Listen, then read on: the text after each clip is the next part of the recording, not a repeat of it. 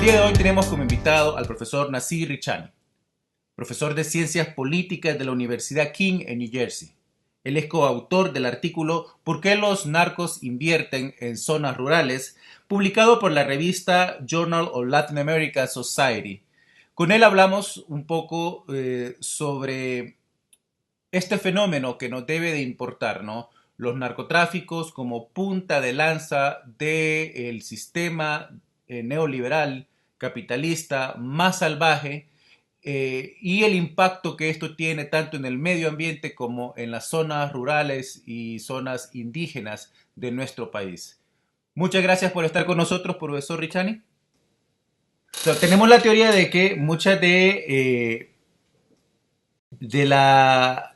los recursos, especialmente efectivo, que se mueve en la zona donde el narcotráfico está más activo,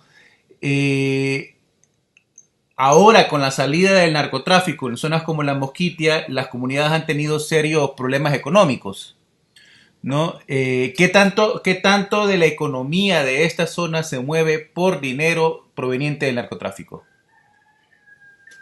Bueno, primero déjame, bueno, el narcotráfico se mueve dependiendo de la guerra contra él. Es decir, que ellos cambian rutas y cambian el modo de tránsito. Y esos cambios generan una cantidad de otros cambios, de una cascada de cambios. Vamos a ponerlo así. Entonces, cuando llega el narco, impacta las economías locales y puede durar entre 2 o 3 años sin incomodarse, hasta que se descubre. Entonces cambian las rutas y también generan con la salida una instabilidad económica, de pronto social y política en las zonas que abandonan.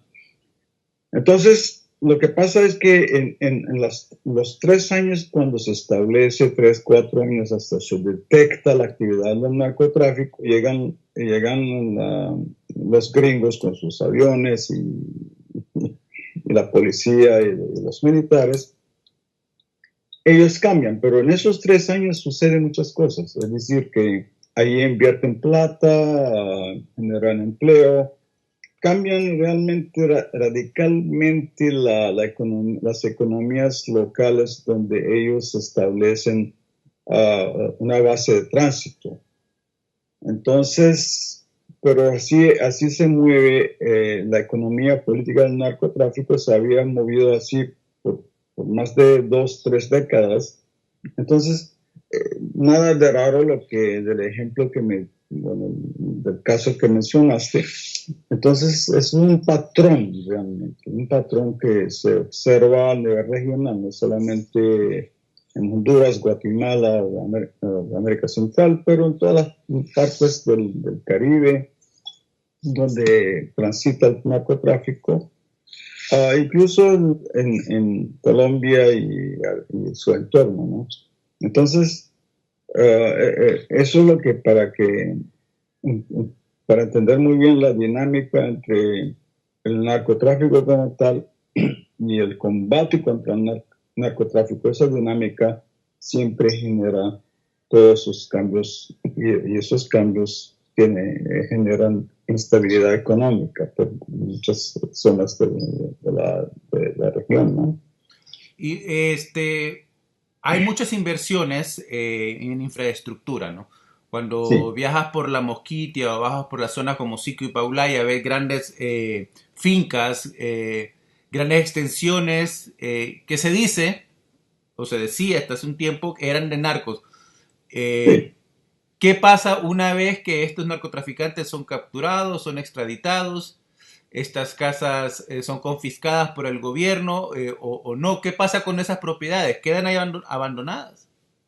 Bueno, algunas sí, pero otras no, que pasan personas jurídicas, por ejemplo, familiares de narcos o incluso a testaferros. Es decir, que ellos cubren muy bien sus rastros, ¿no? En muchos de los casos, las casas y tierras, ¿no? Las casas son la cosa más aparente que se ve, ¿no? Pero muchas de las tierras que compran. Entonces, estas tierras, ellos tienen títulos sobre esas tierras y por la mayor parte están registradas a nombres de terceros. Es decir, que no, entonces no hay posibilidad del gobierno de decir que, bueno, ese terreno fue comprado por tal cual narcotraficante. Y ahí donde realmente el problema es más grave, aún de las casas y las fincas grandes que tú ves, ¿no? Entonces, es una economía compleja, más bien, ¿no? Y tiene múltiples facetas y dimensiones. Es decir, que sí, las casas a veces las coge el gobierno y las confisca y se quedan ahí hasta que se resuelve qué van a hacer con ellas. Y muchos de los casos de pronto un capitán, un general, una cosa se queda con ella. No sé qué es lo que está sucediendo, por ejemplo, en Honduras.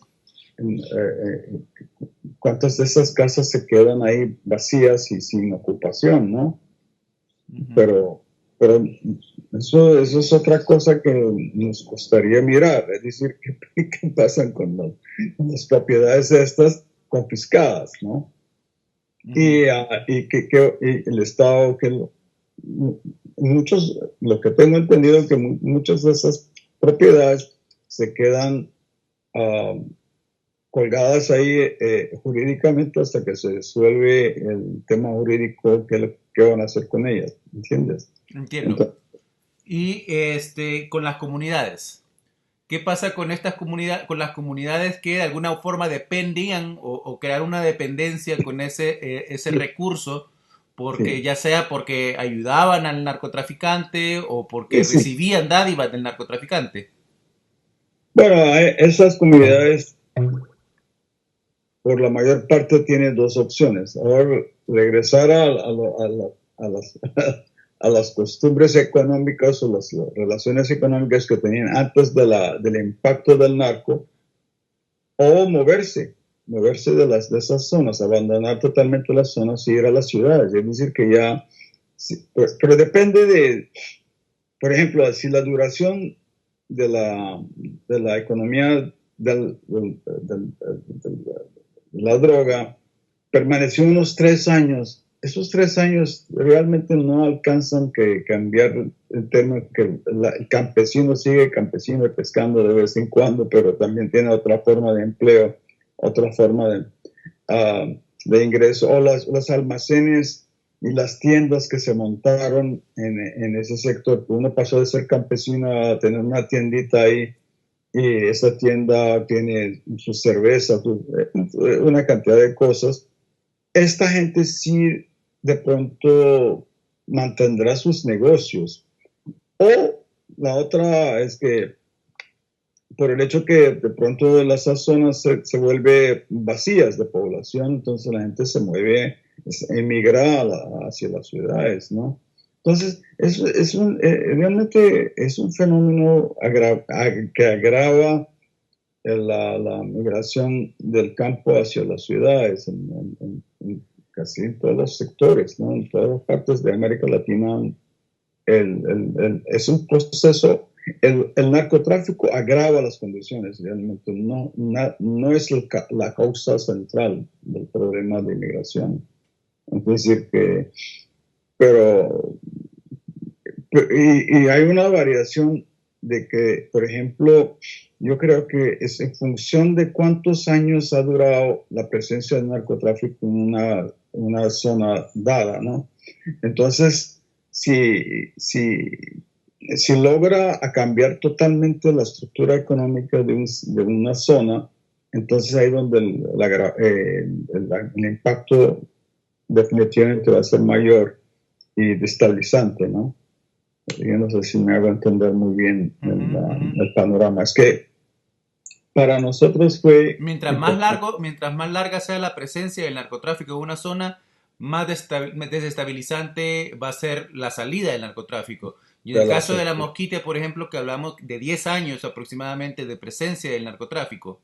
Esos 10 años son importantes. Si hubiera sido por 3 años, por ejemplo, o 4 años, hubiera sido menos. 10 años es decir que ya hubo un tiempo suficiente de una generación, casi media generación. Entonces, Uno de los fenómenos que vimos más fuertes en la zona de la Mosquitia es la expansión de la frontera agrícola, sí, especialmente en los territorios Tahuaca, los territorios indígenas que no tenían ganadería, y con el narcotráfico vino también ganaderos, terratenientes de otras zonas a tomar control de los territorios.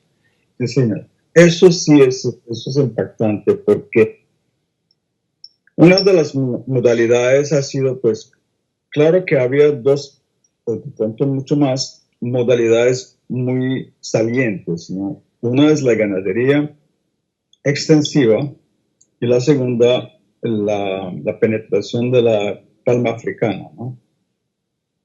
Las economías, en la economía regional de Centroamérica como Colombia y otras partes de la zona andina.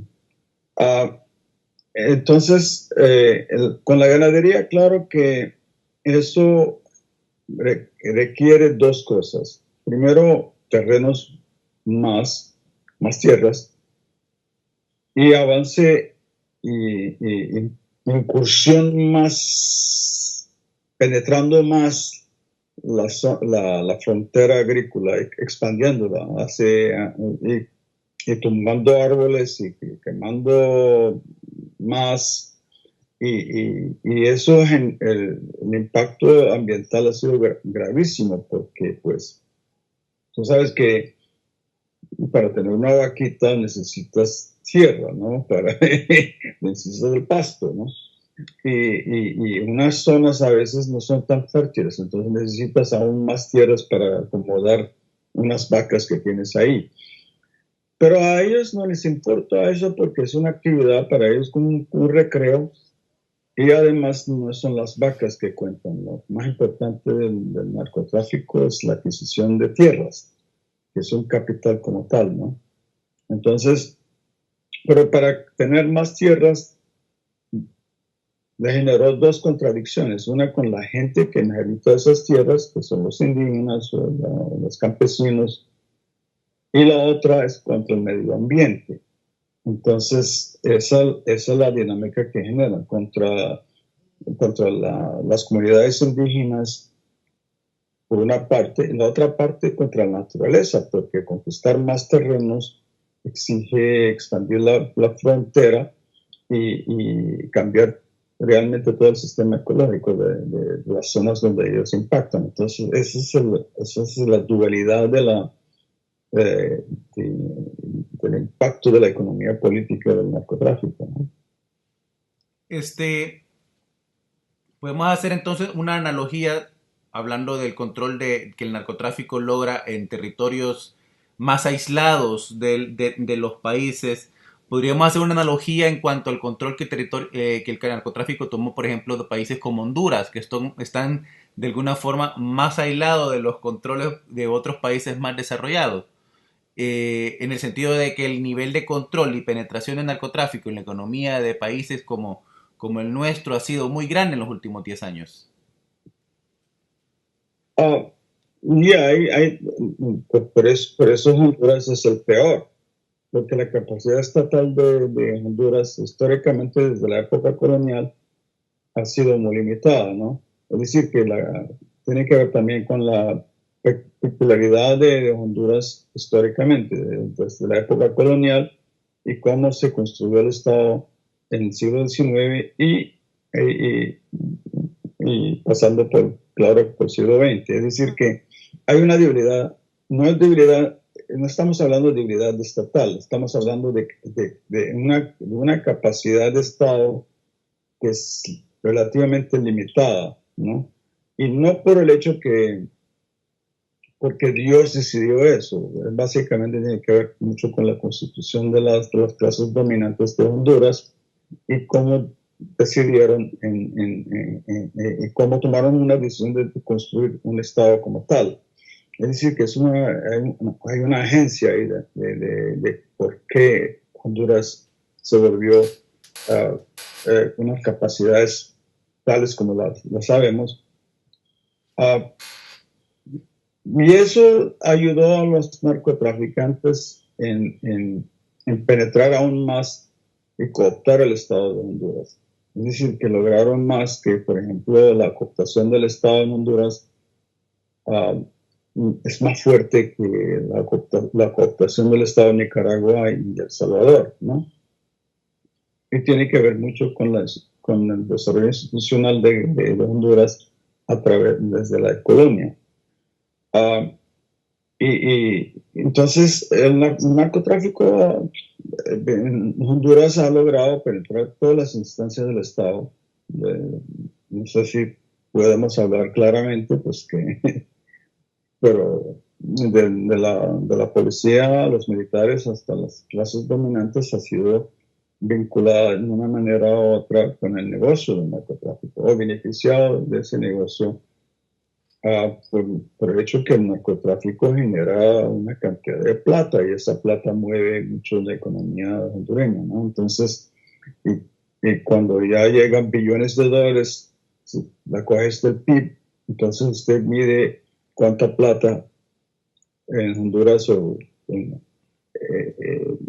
midiéndola por la proporción del PIB, entonces usted puede entender más el tamaño y el impacto que puede tener esta plata en la economía macro y además en las relaciones de la gente adinerada de Honduras con ese sector empujante, ¿no? Que es el narcotráfico. Entonces, se generan unas relaciones ahí de intereses comunes para empujar más las relaciones de rentier economy, las economías rentistas, y las tendencias especulativas en la economía, comprar tierras para que se engordan las tierras y la vendo, la compró y por $100 mañana la vendo por $1 millón. Entonces, porque especulaciones de una especulación que nada en el mundo genera tanta plata en tan corto tiempo, ¿me entiendes? Sí. Entonces se genera una tendencia rentista y esta tendencia rentista también impacta la economía en el sentido de que más plata se va hacia las rentas y menos plata a la inversión en agricultura o otras actividades económicas más productivas, ¿no? Que puede generar más empleo y ese empleo impacta a la juventud y genera más plata para la juventud y menos reclutamiento por las bandas juveniles. Es decir, que es una cadena de relaciones donde se ve por qué Honduras tiene un problema gravísimo con el número de jóvenes miembros de bandas juveniles, que es un ejército grandísimo. Uno se pregunta por qué, que claro que esos jóvenes no tienen ninguna opción por el hecho que en Honduras tiene una economía muy limitada, muy pequeña y básicamente rentista. Entonces, ¿dónde va a trabajar esa gente? Pues entonces las oportunidades para los jóvenes en Honduras es muy limitada y el crimen organizado y las bandas juveniles son dos opciones para ellos. Y de ahí de pronto se puede generar algo de un ingreso para sobrevivir en una economía que ofrece menos oportunidades. Desde el 2014 el gobierno actual del presidente Juan Orlando Hernández alega que se ha estado combatiendo el narcotráfico de una manera sin precedentes en Honduras. Han habido por lo menos 15 extradiciones de señores de la droga, de personas ligadas a alto nivel, que fueron los que controlaron el narcotráfico los últimos 10 años, ¿no? Sí. Eh, ¿Qué impacto traerá eso, esas extradiciones, esa lucha contra el narcotráfico a la economía hondureña y a la economía de las zonas rurales, donde esta gente tenía control?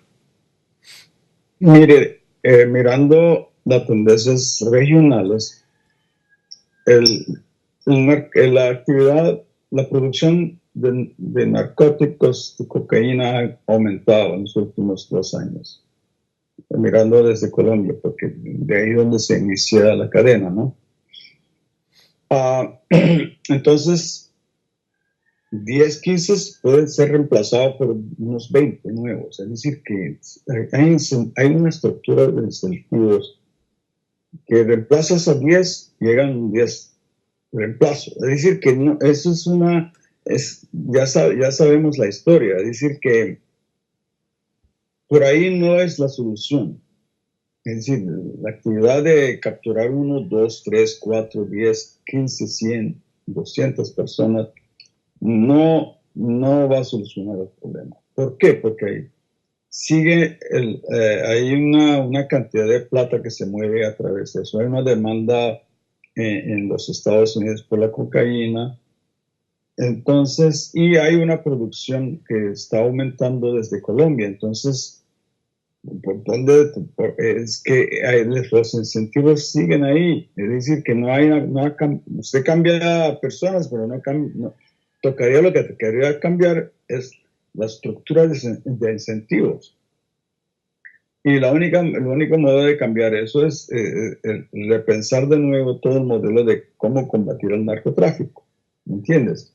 Es decir, que para contestar tu pregunta precisamente, no habrá tanto cambio. Es decir, que eso es la forma, será las organizaciones del narcotráfico cambiarán un poco de táctica, se ajustan y el negocio sigue.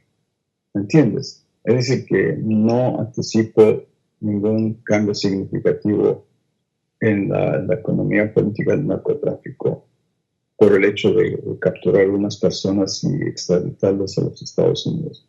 Lo que deberíamos cambiar es la estructura de incentivos, ahí donde se centra el problema. Este artículo, Why Do Narcos Invest in Rural Land, publicado en el Journal of Latin American Geography, hace un estudio amplio de varios países, ¿no? Colombia, Centroamérica, y en todos más o menos se encuentran los mismos patrones. Sí, señor. Básicamente que el patrón general es el narcotráfico ayuda o incentiva más el desarrollo capitalista rentista a nivel regional. Es decir, unas tendencias especulativas, adquisición de tierras para que se engorden en precios y venderla en el futuro, causando estragos en el medio ambiente gigantescos en términos de la expansión de la frontera agrícola. Esos son elementos comunes que se observan a nivel regional. Es decir, que dos cosas claves: la expansión de la economía rentista a nivel regional y el segundo, el impacto ambiental que ha tenido esta expansión. ¿Quién compra las tierras? Porque habla varias veces sobre la importancia de los narcos de comprar la tierra, engordarla, dices, y luego venderla. Pero ¿quién la compra? Porque obviamente el campesino pobre no tiene los recursos para comprarla. No la compra la burguesía. Es decir, que incluso inversionistas extranjeros para montar proyectos turísticos, playas y hoteles y todas esas cosas. Entonces, ellos lo que hacen es sencillamente limpian la tierra, la preparan las condiciones y ahí llegan los inversionistas locales como internacionales. Es decir, que entonces, por ejemplo, ¿quién está financiando el sector turístico? Es decir, el sector turístico es clave, parte de la economía rentista. Ok, entonces, el patrón es, el narco toma las tierras de los indígenas, la limpia de indígenas, prepara la tierra para después vendérselo a los inversionistas extranjeros, para hacer centros turísticos. Extranjeros locales, porque no podemos echar la culpa también a las multinacionales que quieren invertir, pero también a los locales que entran, de pronto son socios de los extranjeros también en hacer unas inversiones en lo que llaman hoy en día ecoturismo, por ejemplo. Ecoturismo, ¿qué es esa vaina, pues? Bueno, impulsada por quién? ¿Quién preparó the groundwork para ese ecoturismo? La vanguardia de esa vaina fue el narcotráfico, hermano. Entonces, ellos son pioneros, es decir, que esos son capitalistas salvajes de primera instancia. Son neoliberales de primera línea.